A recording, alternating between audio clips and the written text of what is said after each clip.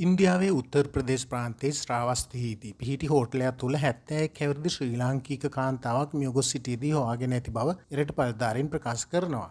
මියගිය කාන්තාව ප්‍රාන්තයේ ශ්‍රාවස්තියේ බෞද්ධ සිද්ධස්ථාන වන්දනා කිරීම සඳහා පැමිණි 46 දෙනෙකුන් යුත් ශ්‍රී ලාංකික සංචාරක කණ්ඩායමක සමාජිකයෙක් බවද පවසනවා.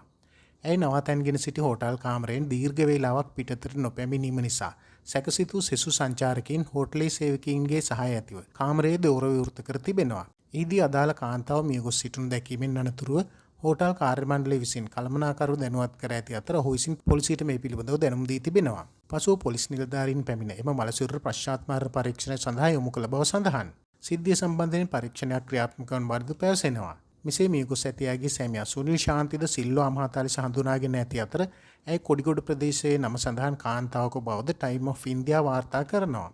ශ්‍රාවස්තියේ පොලිස් අධිකාරී රාහුල් බහතිමාතා ප්‍රකාශ කළේ කාන්තාවගේ මරණය වාර්තා වූ වහාම දිල්ලියේ පිහිටි ශ්‍රී ලංකා තානාපති කාර්යාලය දැනුවත් කළ බවක්. පශ්චාත් මරණ පරීක්ෂණ වාර්තාවට අනුව මරණය ස්වභාවික හේතුවක් මත සිදු වී ඇති බවත් කිසිදු අපරාධමය ලක්ෂණයක් නොමැති බවත් ඔහු සඳහන් කළා. මෙම මරණය සම්බන්ධයෙන් කිසිදු විධිමත් පැමිණිල්ලක් ගොනු කර නොමැති අතර මියගිය කාන්තාව සමග පැමිණි සංචාරක කණ්ඩායම විසින් දේහය නැවත රැගෙන ගොස් ඇති බවත් සඳහන් වෙනවා.